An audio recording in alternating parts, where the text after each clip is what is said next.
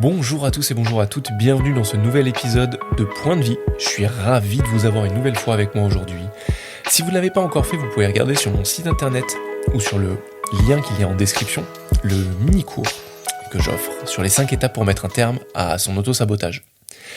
Le but, c'est vraiment de travailler sur les distractions, sur ses objectifs, sur toutes les stratégies en fait qui nous empêchent d'atteindre ce qui compte vraiment. Et je commence par ça parce que ça va vraiment résonner avec cette idée que j'ai envie d'aborder aujourd'hui. J'ai envie qu'on parle ensemble de l'idée de la pression et d'à quel point la pression est nécessaire pour atteindre la performance. Pour moi, c'est une idée qui est vraiment intéressante parce que pendant des années, j'ai été le roi pour me mettre la pression. Et quand je dis pendant des années, c'est depuis tout petit jusqu'à il n'y a pas si longtemps que ça. Pour moi, la pression, c'était un moyen d'arriver à un niveau de concentration important. J'ai eu pas mal de problèmes avec la concentration. Des psychologues m'ont dit que j'avais un trouble de l'attention. Vrai, pas vrai, je ne sais pas. Je pense que c'est pas une case dans laquelle j'ai envie de rentrer. Mais il y a quand même un fond de vérité derrière sur le fait que j'avais tendance à me mettre la pression pour atteindre un niveau de concentration adéquat. Et ce qui est intéressant, c'est que je vais sortir du rôle narratif du jeu, donc de moi, et parler de mes clients, parler des personnes avec lesquelles j'évolue au quotidien, et de la société dans laquelle on vit actuellement.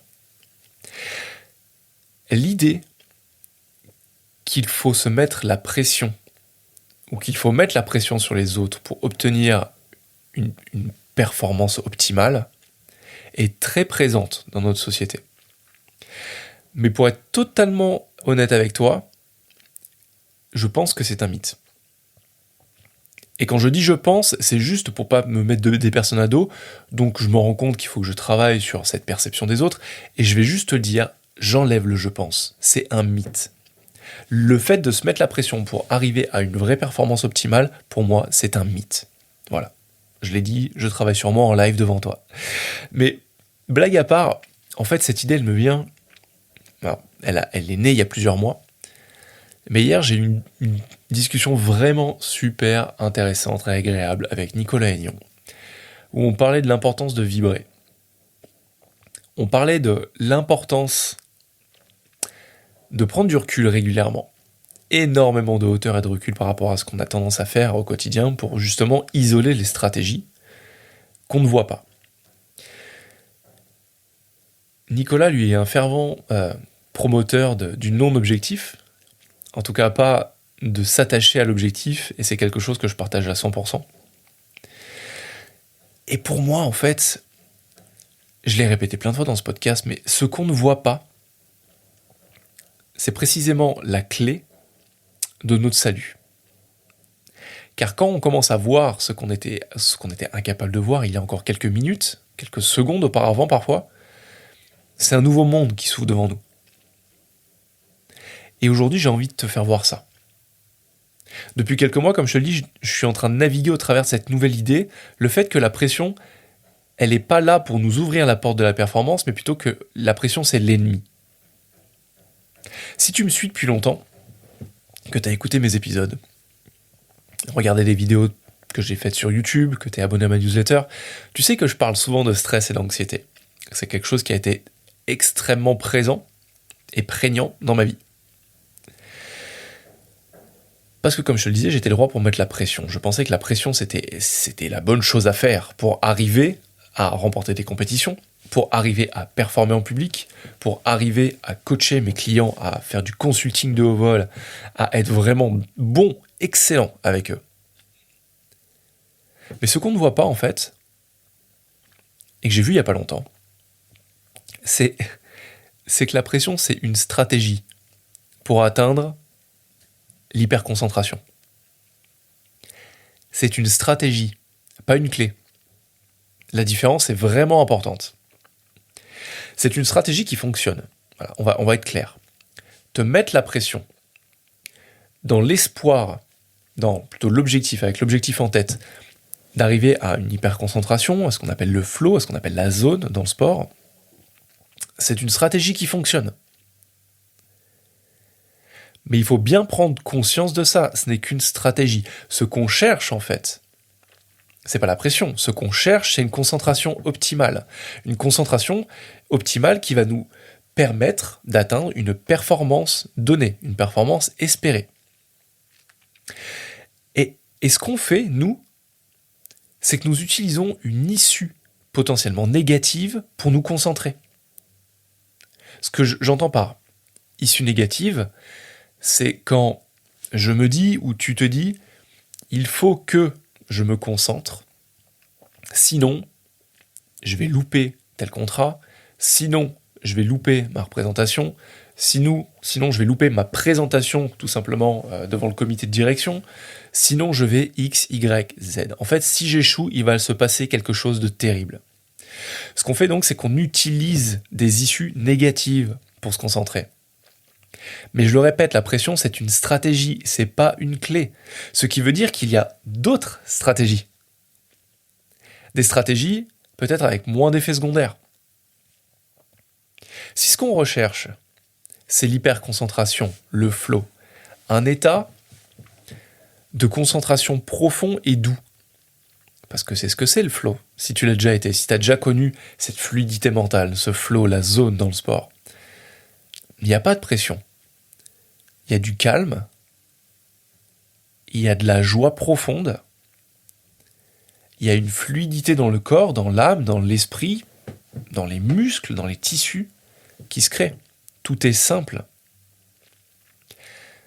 Alors ma question aujourd'hui, c'est pourquoi...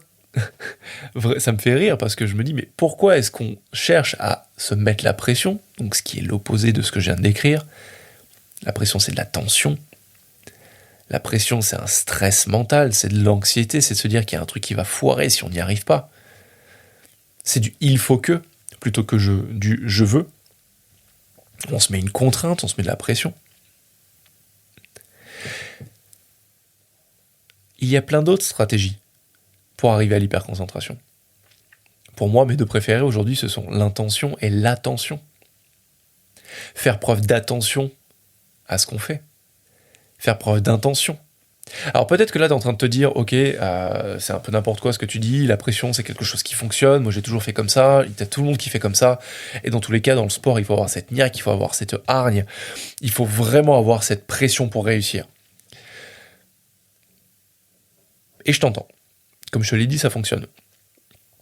Mais est-ce que la pression, elle se met au service de ta performance, ou est-ce qu'elle se met au travers de celle-ci quelque part ? Je vais te raconter une rapide histoire.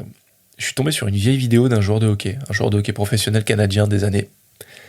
Alors canadien ou américain, je sais plus, mais c'était une vidéo des années 80, je crois, 70-80. Et comme quoi, tu vois, le sujet remonte depuis longtemps. Et ce qui est hyper intéressant, c'est que ce joueur, alors je suis pas du tout un pro du hockey, j'ai bouffé le nom, mais c'était une superstar, était face à un psychologue. Et le psychologue lui faisait part de cette idée de la pression.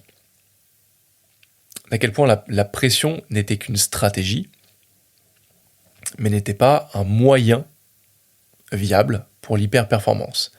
Et cette star du hockey n'était absolument pas d'accord avec ce que le psychologue disait. C'est à ce moment-là que le psy lui pose la question. Ok, tu as 10 palets, tu es face aux cages. Quelles sont les chances que tu mettes les 10 palets dedans ? Alors, vu que le joueur est un joueur professionnel, qui était une superstar, tout ça, il lui a répondu tac au tac. Il y a 100% de chances que je mette les 10 dans les cages. Ok, cool. Et si je te mets un flingue sur la tempe ? Quelles sont tes chances de mettre les 10 palets dans l'embut, dans les cages ? Et ce qui est intéressant, c'est qu'à ce moment-là, du tac au tac, la personne répond « Il a 100% de chances que je mette les 10 palets dans les cages. » Le psychologue le regarde, intéressé, en disant « Oh, ok, je vois, ça marche. Et je vois ton fils dans les gradins. Si je lui mets le flingue sur la tempe, quelles sont les chances que tu mettes les 10 palets dans les cages ?» Là, le joueur de hockey devient un peu plus silencieux. Et répond, bon, ok, peut-être que j'en louperai un ou deux. C'est ça qui est intéressant, en fait. C'est qu'il y a la pression qu'on se met, la pression que les autres nous mettent, ou en tout cas, la perception qu'on pense que les autres... la perception qu'on a du fait que les autres nous mettent la pression, parce que fondamentalement, il s'agit que de nous.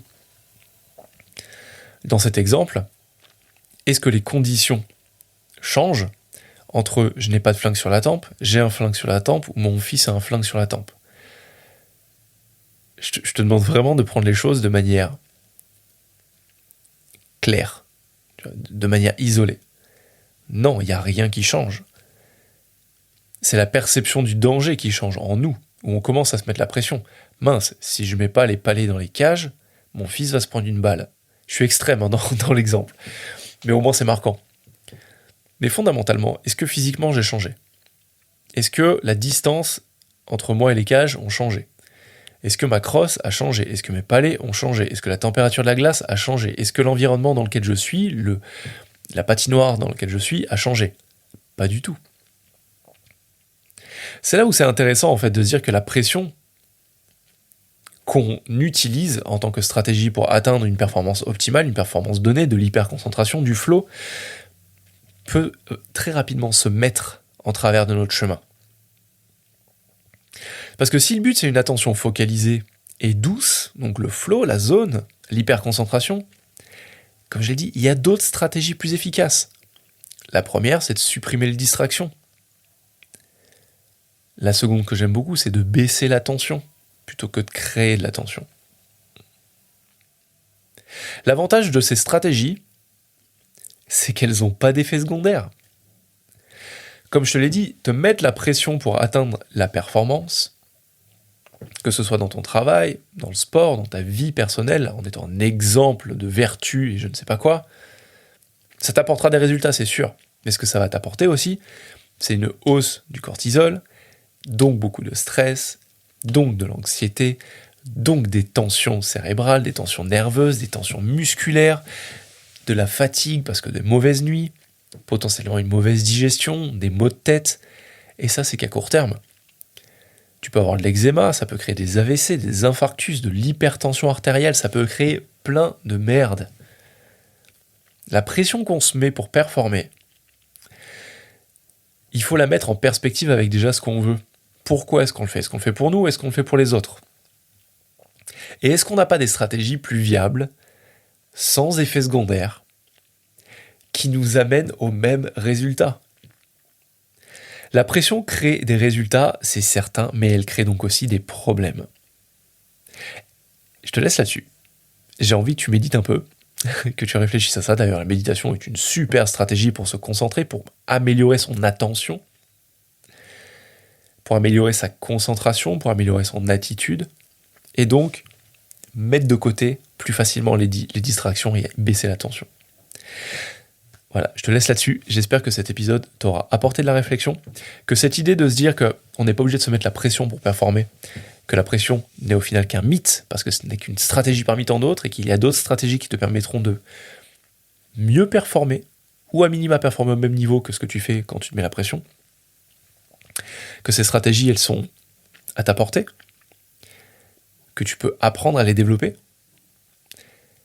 Et ben j'espère que tout ça te fera réfléchir dans le bon sens, que ça t'aura intéressé, que ça t'aura parlé, et que comme d'habitude, ça t'aura donné envie de passer à l'action, de tester ces choses pour toi. Il y a quelques stratégies que je te partage dans le mini-cours dont je t'ai parlé dès le début. Les liens sont en description, tu les trouveras sur mon site dans l'onglet mini-cours. En tout cas, je te souhaite en attendant une bonne journée, amuse-toi bien, apprends plein de choses, et je te dis à très vite dans un prochain épisode. Ciao.